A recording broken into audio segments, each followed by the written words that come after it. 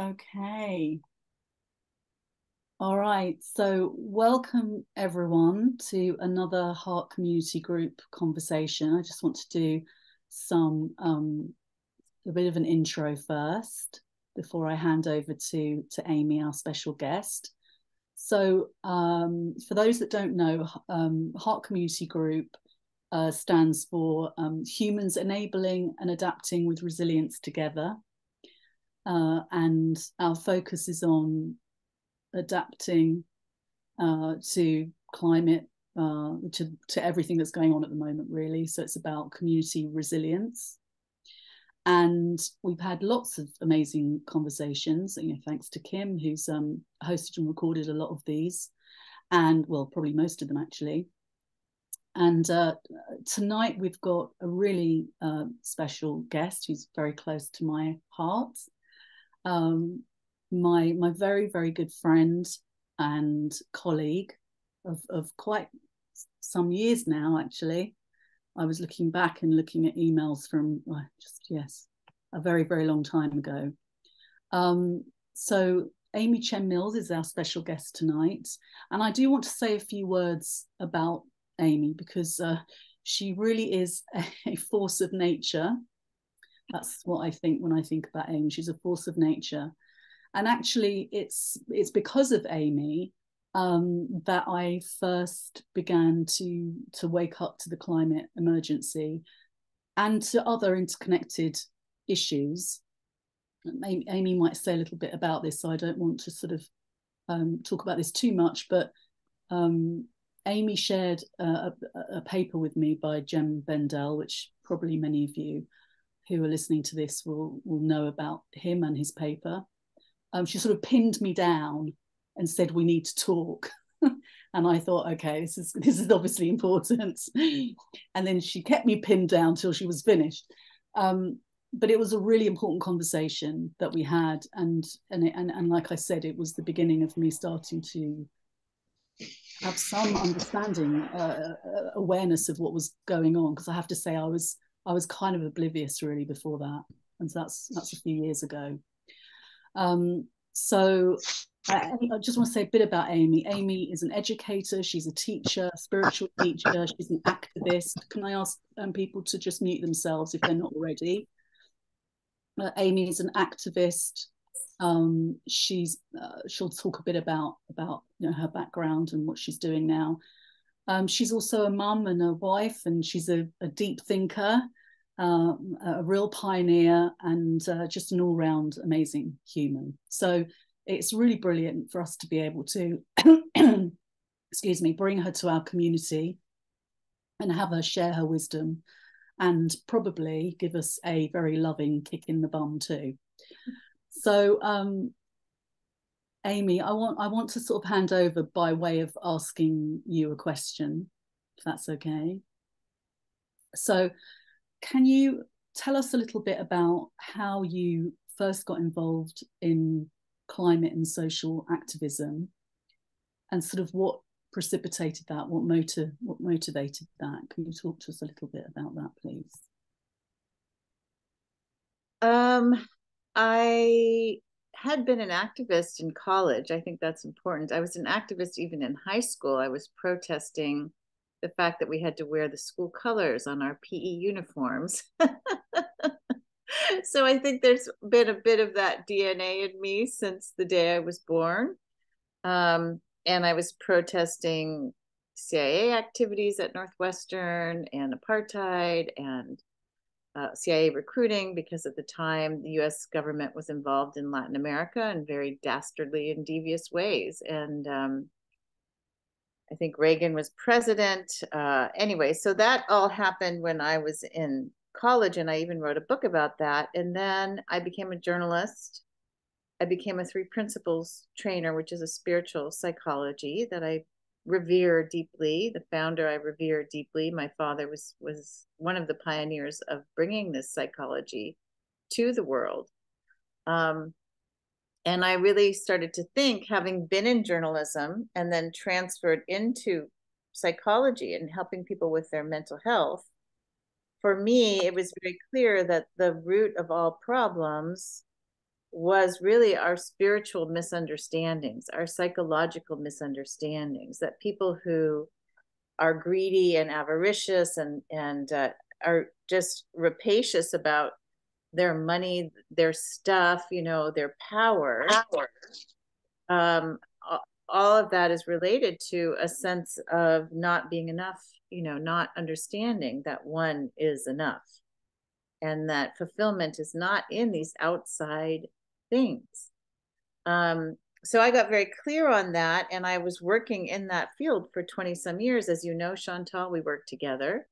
I've written several books about both the CIA in college and then also the 3 principles for educators and for young people.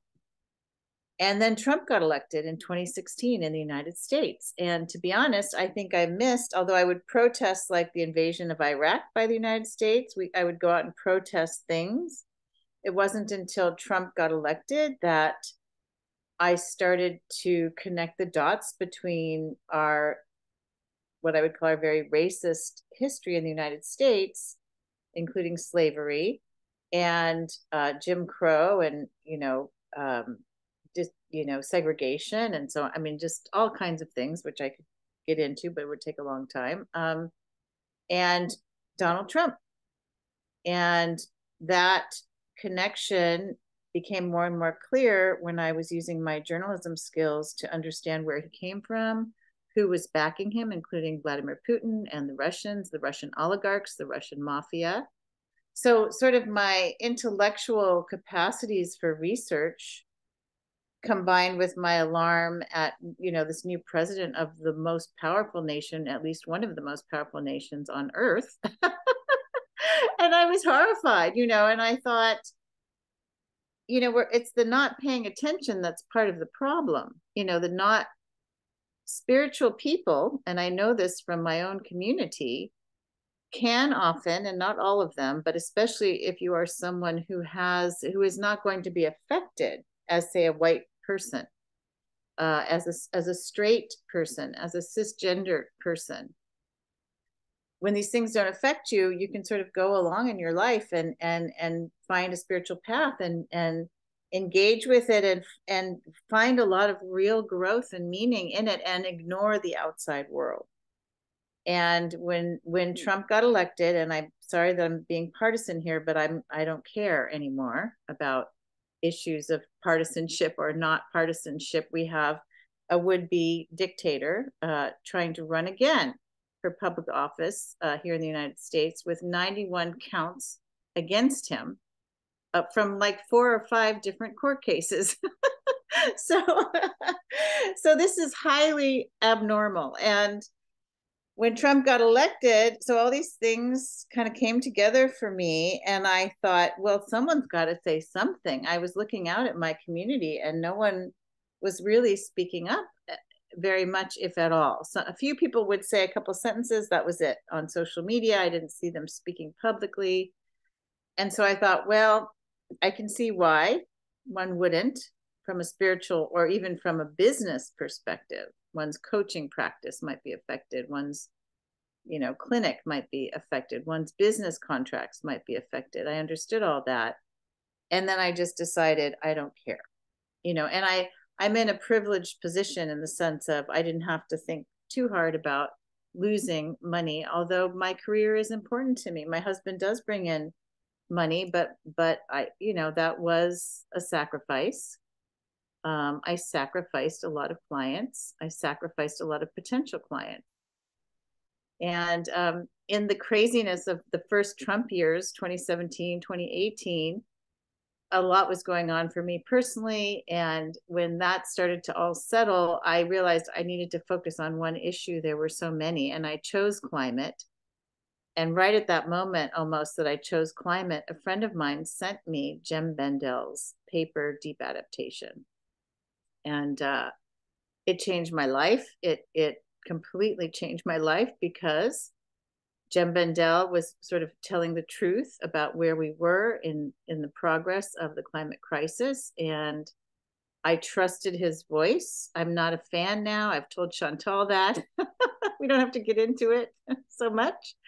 But there are connections between what is fueling the climate crisis. In fact, I have a radio show now where we're going to be talking to Amy Westervelt October 2nd on my radio show. She's a globally renowned climate and fossil fuel researcher, and a researcher into the roots of how fossil fuels are supported by Christianity in the United States. That's not to say that all Christians are terrible people. That's not true.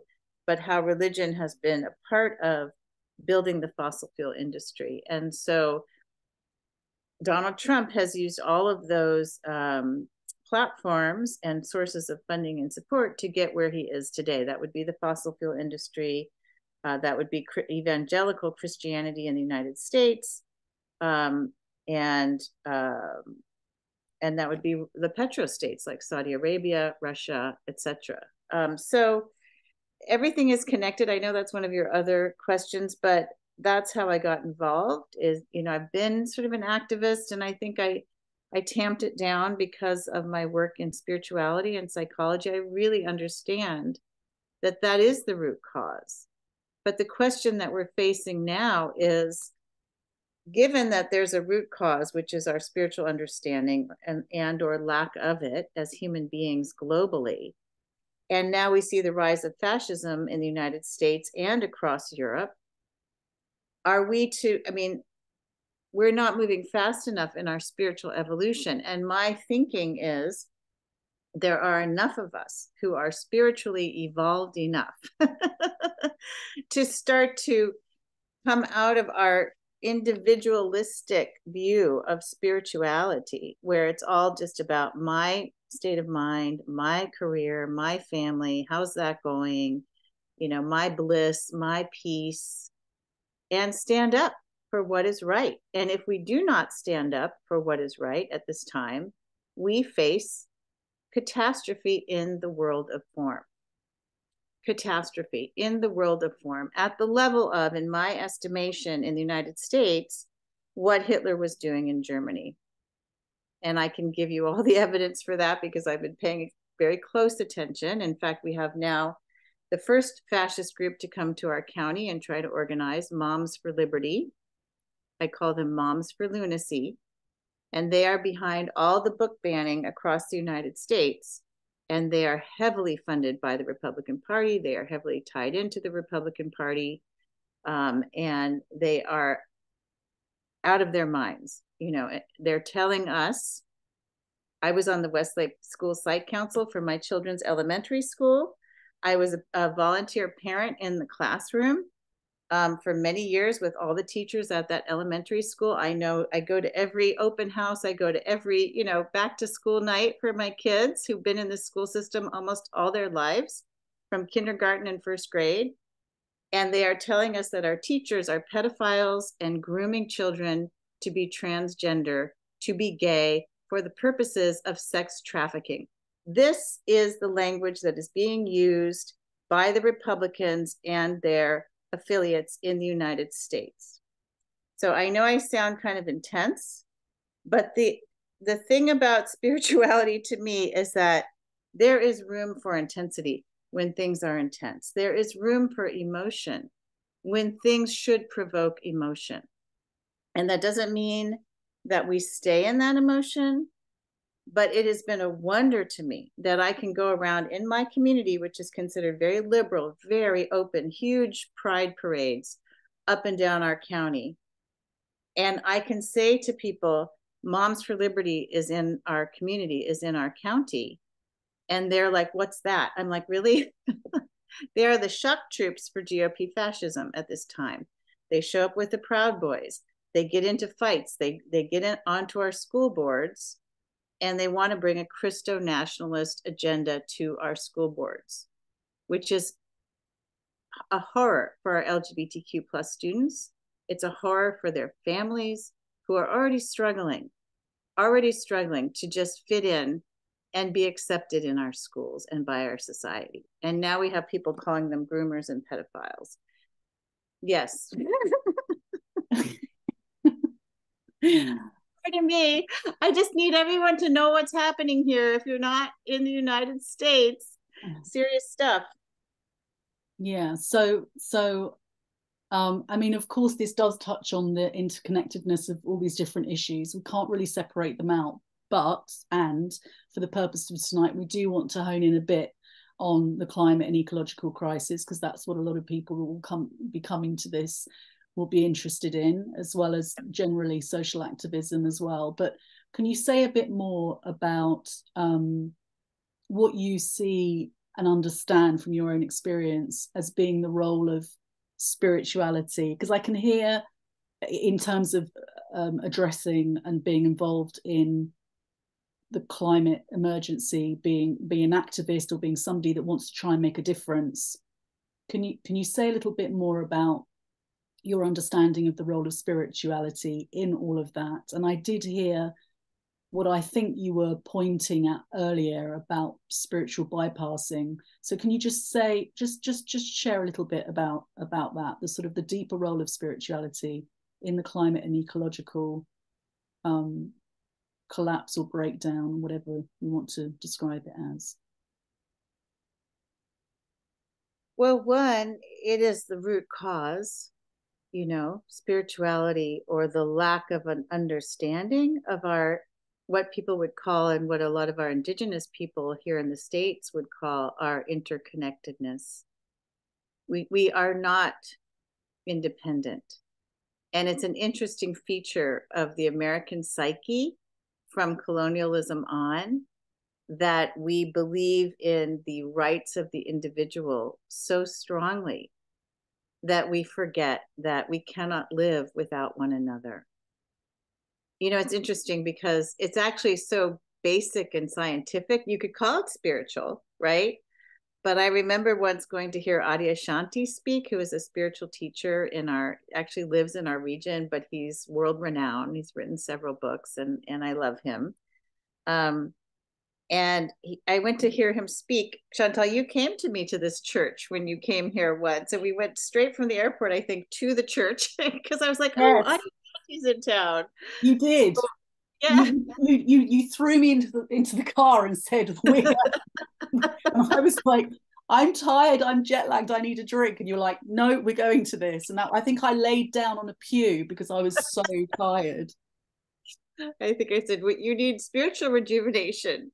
So we went to hear Adyashanti, who very much spoke. It was interesting at that particular talk about the three principles, but not without saying them, because I remember Chantal said, that was just like hearing a three principles person speak. But at another time I went, and he said, I think someone asked him a question about our oneness, our interconnectedness. And I thought he was going to talk about the feeling you have when you feel the oneness and you feel connected to your spouse and your garden and the ocean and your landscape, like a mystical type of feeling, which I understand is possible and I feel from time to time. But he actually went into, well, there's the sun, and the sun beams down upon the earth, and the earth therefore creates produce and food for us, and this is how we live, and that's connected to this, and that's connected to that. And it was actually very sort of physical sciences.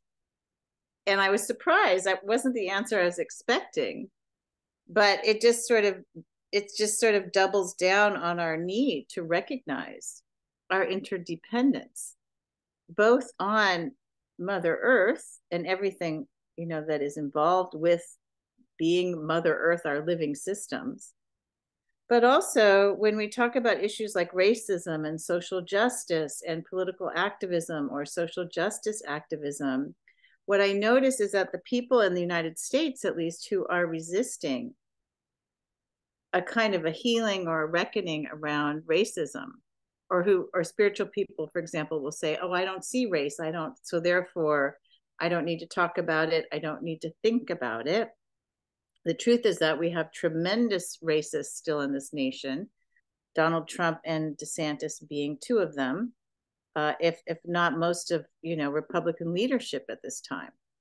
And so, and, we could say Democrats too. We just have a lot of racism, but we have actual Nazis waving Nazi flags now at drag shows in the United States. That's what's happening. So what I notice about that is that if I don't see a person who looks different from me, who has a different skin color, who has a different economic background, who has a different whatever, as part of me, then it's easier for me to be a racist. It's easier for me to try to exclude a part of humanity from myself and my well-being. Another really good example is, this I don't know how, fear mongering about migrants, which I know Europeans are dealing with as well. We're going to have thousands, if not millions and millions of migrants. A lot of it's our doing, right? The United States and the UK and the European Union nations have released something like 70% of the historical greenhouse gases that are affecting the planet now. So therefore, the rest of these nations are suffering from the droughts and the severe storms, and they're trying to come somewhere where they can actually live, besides all the political interference that we were responsible for and the colonialism and so forth. In the case of the United States and Latin America, they're trying to come here just to live, to survive, to not die at the hands of gangs or starvation. And so now we're in this country, we're saying, no, we're going to put up razor wire and these terrible saw blades that they're putting up in Texas to keep people out in the river. So we need these migrants. We can't live without migrants in this country because, one, they fulfill so many of our jobs. They're working so many jobs that a lot of people who are citizens here do not want to do. They work in the slaughterhouses, right? They work in the food industry. They work in the ag industry. These are very hard, backbreaking jobs. And they put food on our tables. So without acknowledging that, then try to excise them from the fabric of our community, and saying they're saying they're terrorists, they're saying they're criminals, and of course every group will have some criminals and some people that are lost, including citizens, but to me it's about a spiritual understanding that we are interconnected, that that abundance is a fact of life if we acknowledge that abundance, and coming from scarcity and fear and we are not connected is the underlying mindset to me of why we're seeing what I'm calling rising fascism in the United States. Can you say a bit more about abundance? I mean, abundance is not being afraid, right? It's not being afraid that you're not going to survive. We think about the future and how we're not, and it's easy to do this with the climate crisis too. We'll have no food. Well, that's a concern. And it's one thing to plan. Okay, so maybe we need food security. And I've been working with, I ran for office here. I now know a lot of our elected officials. I've been talking to them about food security, organic agriculture, regenerative agriculture. In fact, I've got meetings lined up. But if we were to welcome people, and it doesn't mean that everything is okay. And I do get these other points of view. Like being spiritual to me also means I'm not so attached to my own beliefs that I can't see that, so I know a lot of leftists, right, in my community. And sometimes I'm like, sometimes people really do bad things and probably they need to be in jail, like, these are true. And it doesn't mean that we don't reform the jail system too, right? But anyway, I think I'm going off point. Totally. I'm not sure. I forget the question. No, it's okay. It's okay. It's okay. I want to give you space to share, without too many constraints. But Okay. we were talking about, what you see as being the role of spirituality Yeah. in climate and ecological activism, and what you see as being so important about that, and how that can actually benefit, and how that can help us. So I don't know if there's anything else you want to share about that. There's that, but there's also this whole piece about how can we lean into all of this? How can we lead? Because one of the things about you, Amy, is you're a doer, you're a leader. You take things by the scruff of the neck, and you take action. You know, you're not just a talker. There's a lot of us are talkers. You know, we can sit around talking about what we believe and what we care about, and but you are one of these people that actually gets on and gets shit done. You just do. And so I would love us to speak a bit about how we can lead, and your experience of this, the pitfalls that you've experienced and how you've overcome this through your understanding of the mind and Yeah, spirituality. yeah. How can we do that without burning out? How do we? Yeah. Well, Right? there's two parts to that. So I'm going to write them down so I don't get all lost again in all my dialogue, my monologue. So the first part is the personal, right? The personal sense of following one's true urges, motivations, heart, right? Like what needs to be done. And so I already talked about how it took some courage to start to speak up politically when my whole tribe was not doing so. And that does take courage. That does take, and courage is a spiritual feature of the human being, because it takes dropping the thoughts that you will be harmed, that you will be ejected, that you will die alone, to take a step away from the group that you may be disagreeing with, right? So courage. And then also, running for office took a lot of courage because I had never done it. I came into the race quite late, and yet it was a sense of this is a good thing to do, if even just to bring in the dialogue about climate, to bring in my ideas and to change the landscape of the race and our public conversation, and to even elevate, and I could see this, like there's an egotistical way that you might want to elevate yourself, but there's also a strategic way that you might want to elevate yourself. And what true spirituality does is it helps you differentiate between what is the ego part, which certainly I still have, and what is the part that is really, this is really helpful and meaningful, and I should do it, right? So I'm very, because of my own spiritual understanding, many decades, right, of studying the principles and teaching them, I'm very aware of when my ego gets involved. And that's so helpful because I can say, okay, maybe I don't want to go there. And I can also see when it's fear that's holding me back. And that's ego too. What will happen to me? What will happen to my reputation? Will people speak badly of me? Will people hate me? Well, I'll tell you what, when you run for office, people will hate you.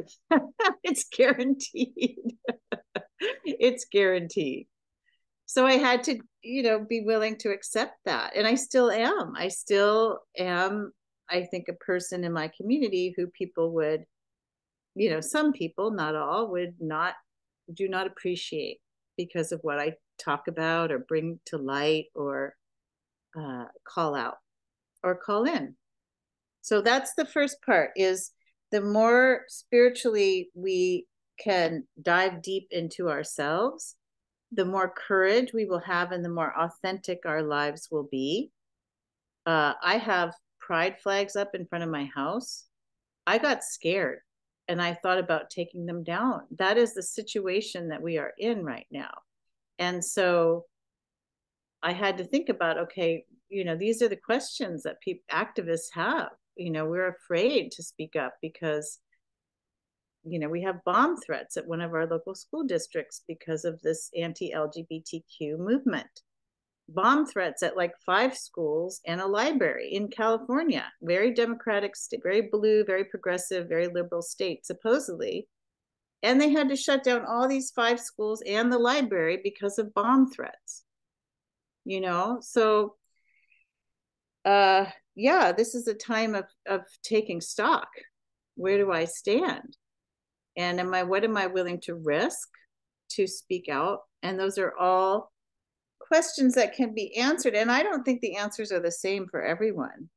You know, there are many considerations. I have a family. I don't want my children to be attacked or doxxed. I don't want my husband to be attacked or doxxed. And what do I owe them? And what are my considerations for them? So, you know, the idea of slowing down too and taking a pause, this is more challenging for me. You know, like, okay, it feels like an emergency, right? Is it? You know, these people want us to feel like it's an emergency. And I actually talked to someone who's working against this Moms for Liberty group, which is creating all this chaos and spreading all this fear. And there's a new organization called Defense of Democracy. And one of the regional representatives said to me, if you are going to do this work to quote unquote fight against Moms for Liberty, nothing can be an emergency, because if you allow for anything to be an emergency, everything will be an emergency. So it's like, oh, okay, right. Like all this chaos can be happening, and it doesn't mean that I can't, like yesterday, go for a 3-hour hike with one of my best friends in the woods and allow that time for, you know, wisdom to emerge, to come out of a feeling of maybe anxiety or whatever's happening. And, you know, so that's the part about, I guess, burnout too, which was the second part of your question. If you are burning out, if it is feeling too much, take a break, step out. Wisdom can mean moving out of activism. Absolutely. And the real deep spirituality for me is there are no rules. There are no rules about what you should do or shouldn't do. There's only your authentic feeling. And I know there are people who have considered the issues at hand, the climate crisis and fascism and authoritarianism and, you know, the right wing, the war with Putin, all these things, and who have decided that it is best for them to continue to work with Republicans and business leaders and people who may be voting on the wrong side of these issues, as far as I'm concerned. But they feel like that is the role for them, is to help people see our interconnectedness, you know, find a deeper wisdom, not be so egotistical, not be so attached. And I respect that.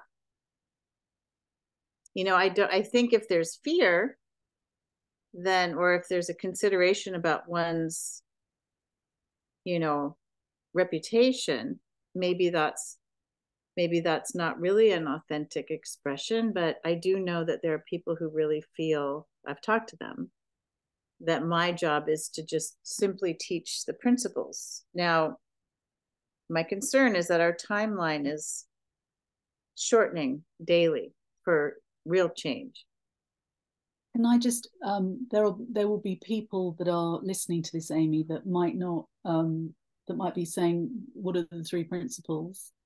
Can you just give a sense of your understanding of what that means to you? You don't have to, go into huge amounts of detail, but can you give a sense of what that is for anyone that doesn't know what the 3 principles are as a spiritual understanding? Yeah. Well, I do have I think a pretty good definition on my website at amichen.com, AMICHEN.com. There's a page with like the definition and sort of the implications. And it's just one page. That's how simple. Really, the 3 principles are about our thoughts to me, and the power of thought in creating our personal realities and what we now see as our collective reality, whether good or bad, and the fundamental premise or fact that underneath all of our personal thinking, all of our collected memories and belief systems from our families, from the outside society, we have access to organic, insightful thinking, which is also called wisdom. And that organic, insightful thinking is always loving. And that doesn't mean you stay in an abusive relationship or you allow, you know, the United States to be overrun by authoritarians, right? Like, it just means that, in fact, love would be what would compel you to act.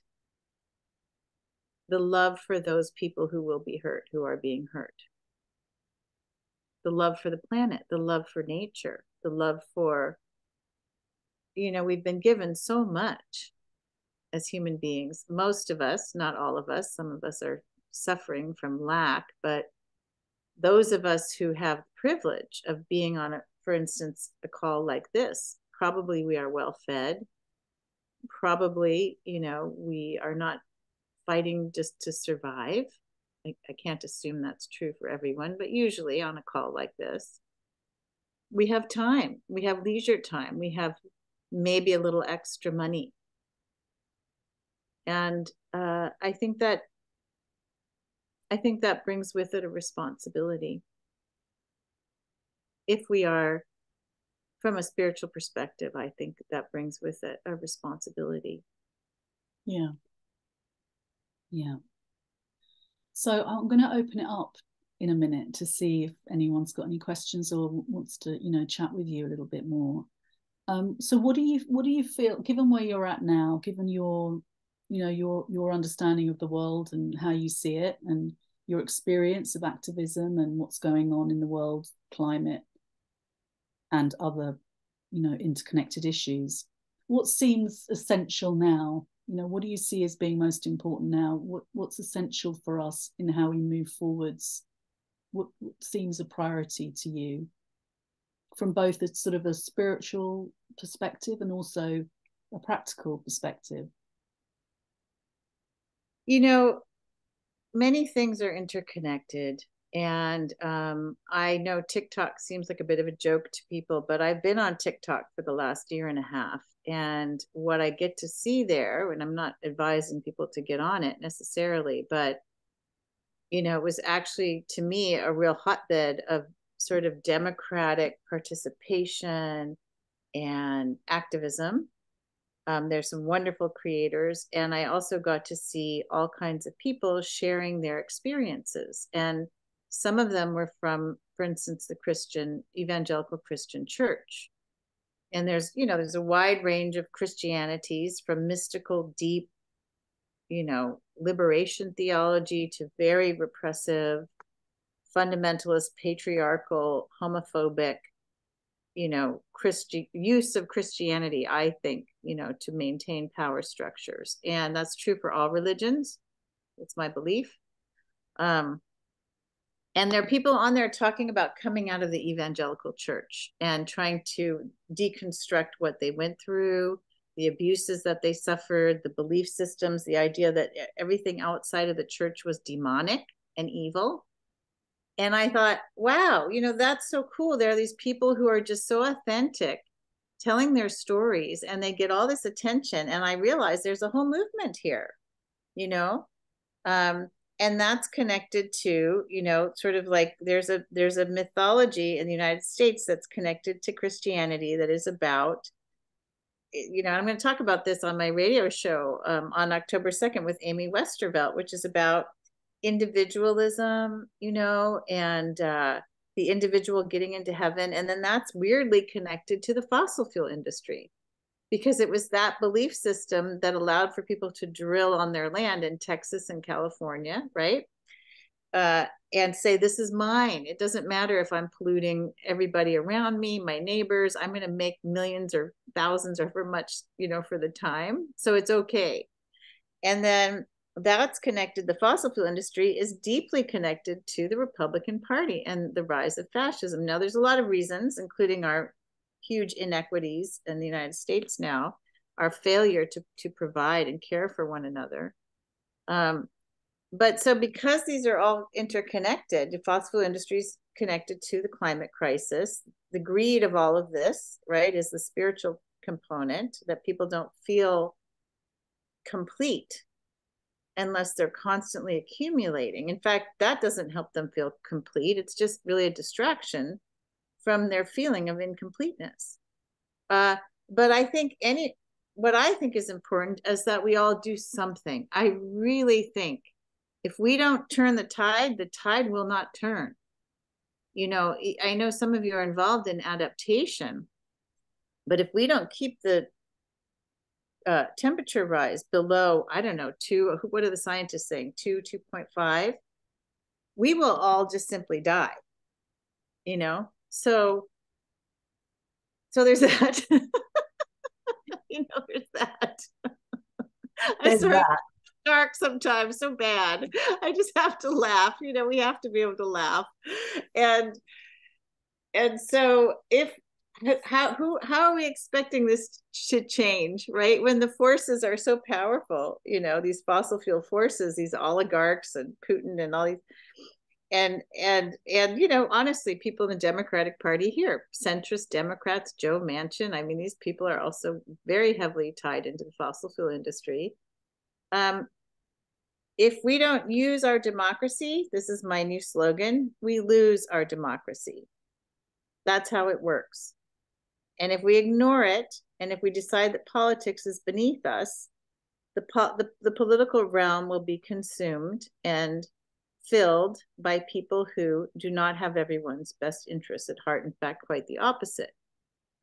And so how do we engage? And so I don't care how people do spirituality, fossil fuel industry, Christianity, political, you know, GOP, getting out the vote. You know, we've got lots of people doing lots of things in my community, and I'm really, really grateful. We have a lot of activists who are going to other states to knock on doors to get people to vote. We have a lot of activism. But if we, I can see it will take all of us in a way, you know, it will take all of us to turn the tide. So I don't care. It's like, you know, go and meditate and think about it and see what arises. But don't meditate for too long. Don't do that for too long. Couple of hours and then just get on with stuff. That's basically what you're saying. Take care of yourself and then take action. Yeah, well, it's like meditate. Don't meditate for too long. Go be active. If you're too active for too long, go meditate. That's kind of and by meditate, I mean just quiet down, right? It could be sitting on a pillow, or it could be taking a walk, you know, taking a bath, what have you. The importance of taking care of ourselves so that we can help take care of whatever else it is that we're taking care of. Thank you. I want to open it up and see if anyone, because I hope it's clear to people that are listening, if you didn't know Ami, that, you know, she has a deep knowledge of, you know, in terms of systems and the interconnectedness of all the various issues. She's been very active politically and in her community. So there's a lot that we can learn from Ami. So if you have anything you'd like to share, any questions for her, please, can you unmute yourself and speak? That's fine. Just go ahead, please.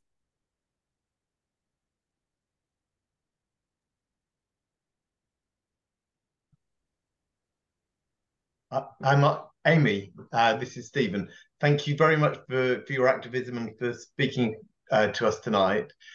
I was wondering if you thought there was a place for just not being attached to the result of your action, because it seems to me that it can be just so overwhelming, and sometimes it might be helpful to just think it's good to do what we think is right, but without being too attached to whether it works or not, but just because it just feels like the right thing to do.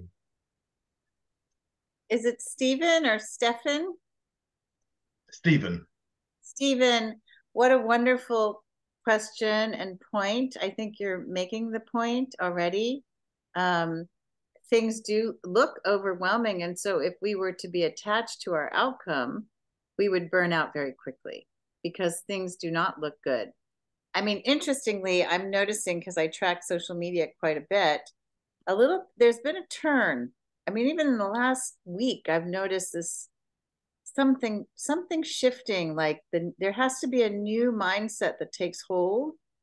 And I know that people are working for that, but this last week I thought, oh, I wonder if there's just more traction there, you know, a new vision of how the world should work. I see that. But yeah, we can't, there's no guarantee.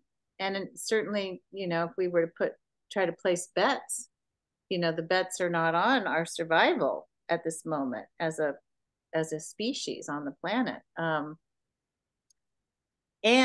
then, yeah, you know, Dar Jamal came to our town. He wrote The End of Ice. He's a wonderful journalist, and he told the story at Cabrillo College, which we're trying to change the name, and I think we should, and people don't agree. But anyway, that's one of my issues, because Cabrillo was a conquistador, etc. But Dar Jamal came and he spoke, and he talked about how depressed he got writing that book because he realized how bad it was. And he was seeing firsthand the devastation, particularly for indigenous communities. And he said he got so depressed he couldn't finish the book. He couldn't pick up his pen or sit down to type it out on the computer. And he ended up talking to some of the indigenous people he had met and become friends with as he was writing about them. And they said to him, you don't do what's right because you know that it will work. You do what's right because it's right. And it sort of shifted his whole mentality, because he was hoping that the book would, of course, have an impact and change things. And the truth is, no one of us is going to change things, which is a beautiful testament to our interconnectedness and how much we need each other, right? Like, community is so important. I could not do this work if I didn't have, like, I'll have potlucks at my house with like-minded thinkers, and I have friends I go to when I need support, you know, to talk to, and spiritual people too. But one of the things I tell people, Stephen, often along the lines of what you're saying, so profound, is we can only do our best, you know, and doing your best at this time, I think, would feel better than doing nothing. And your best might look quite different from mine, because I am an extrovert. I am an activist. I am someone who communicates and who's been in the field of communications and teaching and writing for decades. But your best might be trying to post and share on social media. Your best might be attending a school board meeting just to watch and alert people if things are going south. You know, your best might be growing your garden and hoping that you'll, you know, contribute to food resiliency when the time comes, you know, which it's coming, you know. And shit, you know, but I always encourage people to step a little bit out of their comfort zone, to take, you know, try. Joel Goldsmith once said to me, before I was back into my activism, I was just trying to, you know, work with my psychology and my own practice. And I was always so timid, you know, a lot of women are, and men too, I think, about selling myself or about saying things I really thought. And Joel Goldsmith said, be bold, be bold. So what if you make a mistake? And you know, what was interesting to me too is that I looked at Donald Trump before he got elected president. I just saw him on TV. And I thought, this guy doesn't give, you know, two shits if he makes any mistakes at all. And it sort of inspired me to, like, not that I want to aspire to be like Donald Trump at all, but here's someone who ascended to the presidency this way by just constantly lying, you know, and attacking people. And so, and here we are so timid about saying the wrong thing or offending someone. So yes, everyone should do something, do your best, don't be attached, be bold. Amy, thank you. That's beautiful. We've got another question from Ami here. He says he's in a noisy place. It's maybe a similar question. How do we balance individual action and the complexity of the problem, the feeling of overwhelm, and that others in power need to make or enable the systemic changes, many feel that they have little time and energy for this big fight. I mean, I have a family. When I get too active and involved in the outside world, my family suffers. That's very clear. And so I often have to say no and be firm with people, even friends who need me to be emotionally there for them right now. I have to set my priorities. It's not that I don't want to be, and not that I won't be, but wisdom will guide you, right? Like that's the only a question. That's a question that only you can answer. And you want to not go into anxiety, distress, and despair, because that's not going to be helpful, for one thing. And two, it's just going to negatively impact. It is a negative impact on your mental health. And you know, so to me, I find that being active to the extent that I can be without causing distress to my close relationships and my life, and my pets, and, you know, myself, my body, is and doing my best within that framework feels better to me than not doing anything at all. Otherwise, I think I would be, well, I don't know. I could just go into a deep meditative state and think, oh, it's all form, it's all an illusion, who cares? That's also true. But these things are both true, right? Like on the one hand, it doesn't matter. And on the other hand, it totally matters. You wouldn't let your young child run out into the street and not say anything because, oh, it doesn't matter. It's just the world of form. That is the perception gap that I'm trying to close in my work. That what's happening to migrants, to trans people, to LGBTQ plus people, to Black people, to people of color across the United States, to women, to young girls who are getting pregnant and are not allowed to terminate their pregnancy now, 11, 10 years old. We should care just as much about these people, you know, as our child running out into the street. That is what a true spirituality would be about. Coming out of the individual, self-concerned, you know, thought system. Which, yeah, which, go ahead. Well, I was going to say, which, like you said earlier, is then an outward reflection of love. Yes. Yeah, and I want to also just mention here Laurie's comment. Isn't it key to get many more people to realize they have agency and stop hoping that someone else will find the future pathway for them? Then there are many ways of action. It might not be traditional activism, maybe just being a responsible citizen, she's saying, as part of the community, which I love that. Yeah. Yeah, I mean, we need people to run for office here, at least in the States, probably in the UK as well. We need people to donate. We need people to feed the unhoused. I mean, I have friends who do that. I can't do everything. So it's nice for me to look around and see that there are other people who are choosing different forms of action. And I appreciate that. I'm grateful. And I don't always agree politically with where people want to go, but I see that they really do care. And so I want to be in dialogue with them. I want to understand them better and to support them in the things that I feel are worth supporting. Yeah, there is a whole other piece which we haven't really got time to get into now, but perhaps it could be another conversation about how to be in healthy dialogue with people with such opposing views and views that feel like they are just the antithesis of the way that we should be thinking and behaving. And how does love inform that? How does it inform our listening? How does it inform those conversations? I think that's a really important place to look as well. Yeah, that's a whole nother field of work that I think is very important, if not essential. And I have offered, we have a man in our community who has just been posting, he's a parent, he's been posting terrible things about the LGBTQ plus community, and he's going into the schools to try to get the pride flags down. And he's removed his son from a classroom with a teacher who is a they them rather than a she her.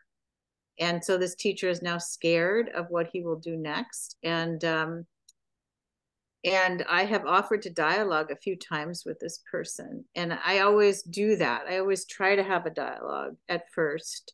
Sometimes it needs to be probably mediated. But I am also noticing that some people they have some kind of agenda that I'm not maybe privy to. And in this case, he will not meet.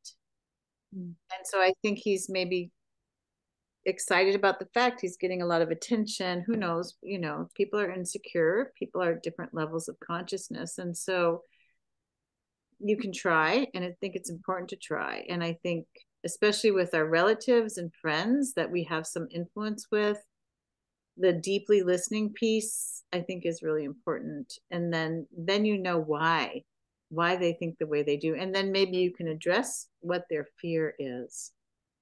Yeah. Yeah. That comes back to, you know, bringing it back to the spiritual, deeper nature of who and what we are, right? That it's, you know, fear-based, love-based.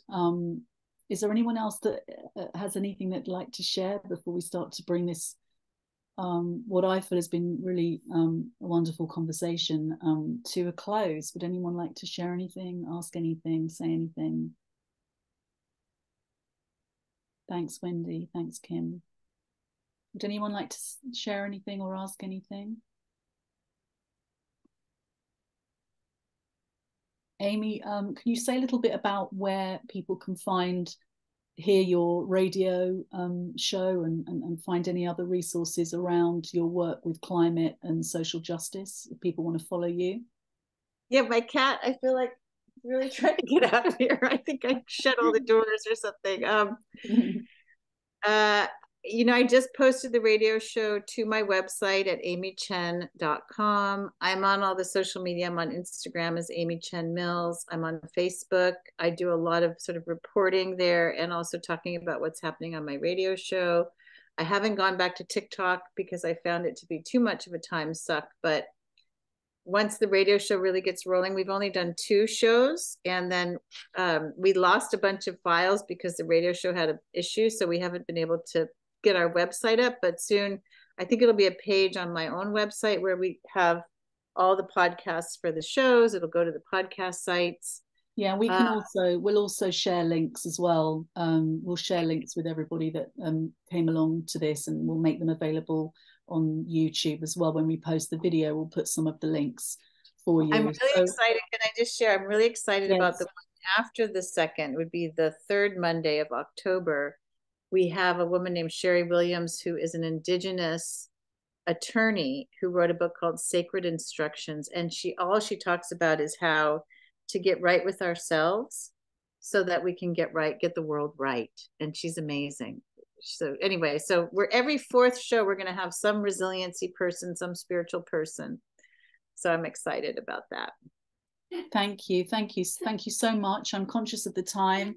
It's 22. We said we're going to let you go. Thank you so much for being with us, Amy, and for sharing so much of your experience and your knowledge and your wisdom, and look forward to speaking again, obviously. And thank you to everybody for coming along, and unmute yourselves and say bye, and we'll look forward to seeing you at another of our heart conversations. Thank you so much, Amy. Thank you, Amy. Thank you, Amy. Thank you, Tashanta. Hi, everyone. So hi, Susan. Susan's from Santa Cruz. Hi, bye, Susan. Okay, ciao. Everyone. Next time. Thank Lots you. of love. You and Kim too. Yes, you're welcome. Okay, I gotta run. Ciao. Okay, lots of love. Bye, everybody. Bye.